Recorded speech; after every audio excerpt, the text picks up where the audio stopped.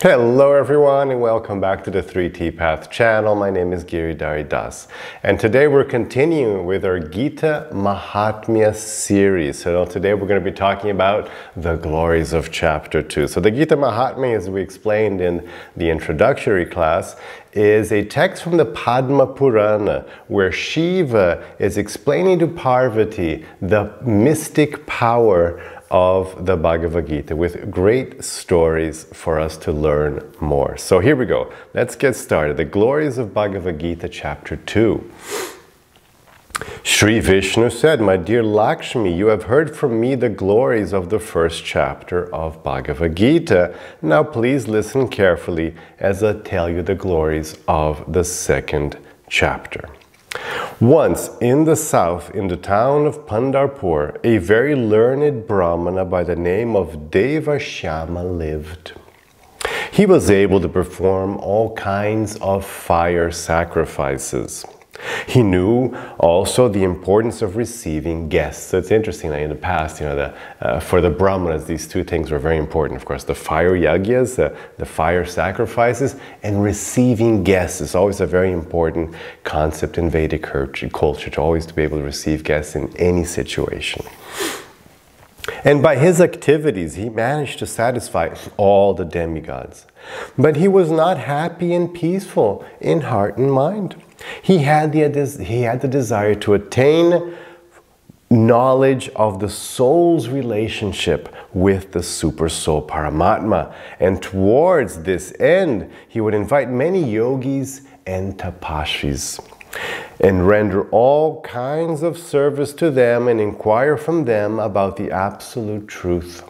In this way, he passed many years of his life.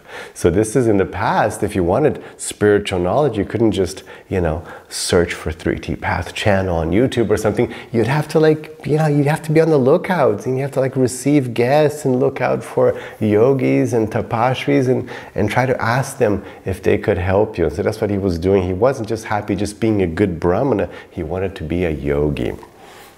One day, while he was walking, he saw a yogi in front of him, sitting cross-legged, with his eyes fixed on the tip of his nose, the classic meditation pose, totally absorbed in meditation. Devashyama could perceive that this yogi was completely peaceful and without any material desire.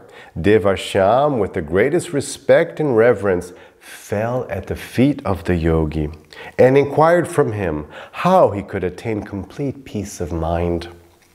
At that time, the yogi, who had complete knowledge of the Supreme Personality of Godhead, Sri Krishna, advised Devashyama to go to the village of Saupur and meet a Mitravan, who was a goat herder by profession, and take instructions in the science of God realization from him. So this, sees this yogi, perfect. Oh, this is the perfect guru. He's all proper etiquette. He falls at the feet and asks for instruction. And all he says is, "Oh yeah, you gotta go talk to this goat herder." It's like, what? A goat herder? You're like a yogi here. Go talk to the goat herder. So, okay, that's the instruction he got from his guru, so there he goes. After hearing this, Devashyama again and again offered his respectful obeisances at the feet of that yogi and immediately left for Saupur. When he arrived there, he found on the northern side a beautiful forest where he was informed that Mitravan lived. When he entered that forest, he saw on the bank of a small river Mitravan seated on top of some rocks. Mitravan looked very beautiful and totally peaceful. In that forest, the wind was blowing very gently and a beautiful aroma was emanating from every direction. The goats were peacefully moving here and there, totally unafraid. Some were seen to be sitting next to tigers and other ferocious animals very peacefully. So it's a really weird scene. I mean, for one, it's a beautiful place and Mitravan just looks beautiful and peaceful. And these goats are just hanging out there with tigers and other ferocious animals. You're like, what's going on? You're like, why aren't the tigers eating the goats. Why aren't the goats afraid?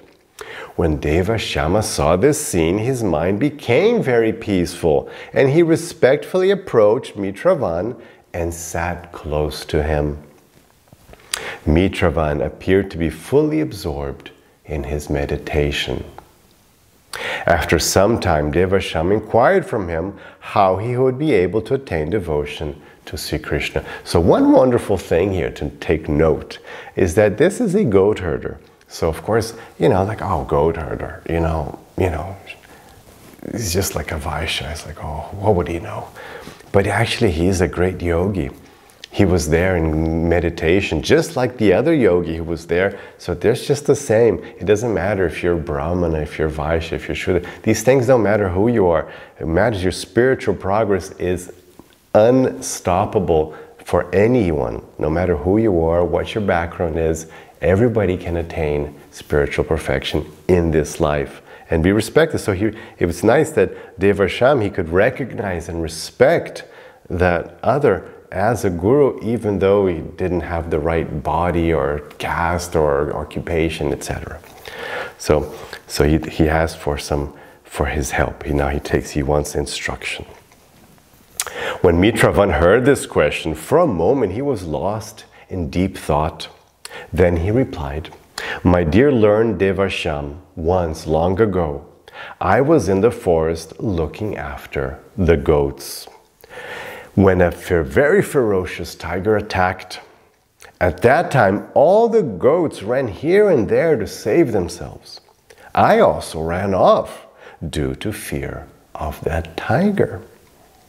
From some distance, I looked back and I saw that the tiger on the bank of this river encountered one of my goats. At that time, a strange and wonderful thing happened. The tiger lost all his anger and desire to eat my goat. Thereupon, my goat inquired from the tiger, 'You have attained your food, so why are you not eating the meat of my body? You should immediately kill me, and with great relish eat my flesh. Why are you hesitating?'" So here's, like the goats are talking. Maybe it was in Treta Yuga, the animals talked, as we can see in the Hanuman pastimes, in the Ram Leela. But so maybe this was in Treta Yuga. So this goat is just saying, like, what's going on? You should just eat me. What are you waiting for? The tiger said, "My dear goat, since I have come to this place, all anger has left me, and I have no hunger or thirst." The goat said, "I also do not know why I am feeling so fearless and peaceful," because he's right in front of a tiger. He should be very anxious, but he's like, I don't know why I'm feeling so fearless and peaceful. What can be the reason for this? If you know, then kindly inform me. The tiger replied, "I also do not know. Let us inquire from that person." When I saw this change taking place in the activities of the tiger and goat, I became very much astonished. At that time, they both approached me. So here, Mitravan is there watching this crazy scene, and then the tiger and the goat come up to him. So the tiger and goat come up to him and inquired as to the reason. I noticed that a monkey was sitting on the branch of a nearby tree. I went along with the two of them and inquired from that monkey king. The monkey replied to her question with great respect. So then he didn't know. He says, "Well, guys, there's a monkey over there, so maybe we should ask him." So this is probably Treta Yuga, because in the monkeys, like you have Hanuman, and you had whole civilizations and monkey kings. So they went over there to ask the monkey king. And the monkey was very gentle and answered them. So the monkey says like this, "Listen, I will tell you, it is a very old story. In that forest, just in front of you, there is a very large temple in which Sri Brahma installed a Shiva linga. Long ago, a learned sage of the name Sukama, who had performed many austerities, lived there. Daily, he would bring flowers from the forest and water from the river and worship Sri Shiva. So this great sage would do this beautiful worship. It's so nice, isn't it? Going to the forest, getting some flowers, getting some water from the river, and that's what he would use to worship the Shiva Linga, Sri Shiva. And of course, this Krishna says in Bhagavad Gita too, just offer me some flowers, water, fruit, a leaf. That's all you need. It's all about love. You don't need a sophisticated, fancy worship or expensive items to offer. It's just love. So this is a deity of Shiva installed by Lord Brahma himself. So it's quite a special temple. In this way, he was living there for many years, when one day a sage arrived. At that time, Sukama brought fruits and water and fed that sage.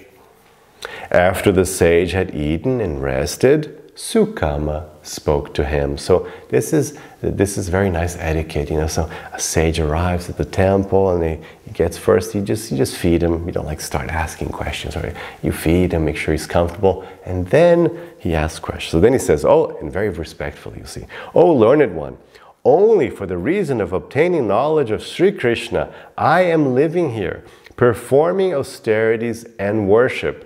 But the results of my austerities have been attained today by coming in contact with you. It's a very nice, you know, respectful worship. And it's interesting too that he's worshipping a Shiva Linga. It's a Shiva Linga temple. It's installed by Lord Brahma, but he's actually, you know, a Krishna devotee. He just wants to learn about devotion to Krishna. When the sage heard the words of Sukama, which were full of submission, he became greatly pleased. That's the concept, you know, and you offer your honor and submission. The good thing the Guru is like, in reciprocation, the Guru will then give you knowledge. So he became greatly pleased. And he wrote on a piece of stone the second chapter of Srimad Bhagavad Gita. So he wrote just the second chapter, because he didn't want to write the whole Bhagavad Gita. So it's a lot of work writing in stone the whole second chapter of Bhagavad Gita. It's quite a bit of work. But anyway, he did that. He wrote the whole second chapter of Bhagavad Gita on a stone. He then instructed Sukama to daily read those verses. By so doing, you will quickly attain your goal, he said. After having spoken thus, the sage disappeared from that place while Sukama was looking on. After that, following the instructions of that sage, Sukama recited those verses daily for the rest of his life. Very quickly he attained complete knowledge of Sri Krishna. And from that day he started reciting those verses, he felt no more thirst or hunger. So there's a special sage who just disappeared in front of him. So it must have been some sort of cosmic, very powerful sage. And then he would just read the second chapter. The second chapter is actually really good of Bhagavad Gita. The second chapter is like a summary of the whole Bhagavad Gita. So you can actually really become enlightened just reading the second chapter of Bhagavad Gita. So he did that for the rest of his life. And as a bonus mystical blessing, he was also freed from all hunger and thirst, which is a low-level mystic power, vibhuti, which you can attain. It's like considered low level. It's not in the high grade, but it's a low grade mystic power, which would be very nice. But it's not even considered like that impressive in ancient times. But anyway, he got that, so that was very nice. And due to his austerities and devotion, at this place, anyone who visits here does not feel the pangs of hunger and thirst and immediately attains complete peace. So because of this ancient sage, that whole region was a holy region. It was a tirtha, it was a sacred spot, and you could feel it. And I felt that. I mean, maybe you felt it, let me know if you felt it, leave a comment below. But when I went to Vrindavan, it's just like intense. It wasn't like a slight thing. It was like overwhelming, this power of the place. You're just like, what is going on here? Very powerful energy of the holy place. You can just feel like you're like in a different realm. It's so powerful. And they were feeling, so that place became also a holy, very special, sacred site. Mitravan said, "My dear Devashyama, after the monkey had finished telling us that wonderful story, I, along with the tiger and goat, went to that temple. We found there written on a piece of stone the second chapter of Srimad Bhagavad Gita. And I started to recite those verses daily." So because they went there, they found the stone. Can you imagine how fortunate you are? You can download the whole Bhagavad Gita. You can do a whole Bhagavad Gita course with me like my students do. I mean, we have all these blessings now. That's why it's a special age we're living in. You can literally, like the phone on your pocket, Bhagavad Gita, any language you want. You can download it, you can hear it, you can see people chanting it beautifully with music, without music. It's amazing we have this. These people, like, they didn't have that. They were like, searching. Devashyama was searching his whole life to get it. This great sage here, he had to, years worshipping Shiva Linga so he could get like the second chapter on a piece of stone. Imagine how fortunate you are. It's the whole thing. So anyway, so he got the second, and he started reciting those verses every day. Okay? So then he learned from it. And I started to recite those verses daily. In this way, we were able to attain very quickly devotion to Sri Krishna. My dear Brahmana, if you also start reciting the verses of the second chapter of Bhagavad Gita, you will very quickly attain the mercy of Sri Krishna. Sri Vishnu said, "My dear Lakshmi, in this way Devashyama attained knowledge from Mitravan, and after worshipping that great soul, he returned to Pandapur and daily recited that second chapter. And whoever visited Pandapur, Devashyama would first recite before him the second chapter of Srimad Bhagavad Gita. In this way, Devashyama attained the lotus feet of Sri Krishna." My dear Lakshmi, these are the glories of the second chapter of the Bhagavad Gita. So this is, and by the way, this is all Shiva telling Parvati what Vishnu said to Lakshmi. That's why he didn't mention Shiva speaking here, but the whole structure of the Mahatmya is Shiva telling Parvati about what he heard from Sri Vishnu. So, wonderful story. There it is. I hope you enjoyed that. Let me know if you enjoyed that, and make sure to listen to the second chapter and study the second chapter of the whole Bhagavad Gita, but the second chapter is very good.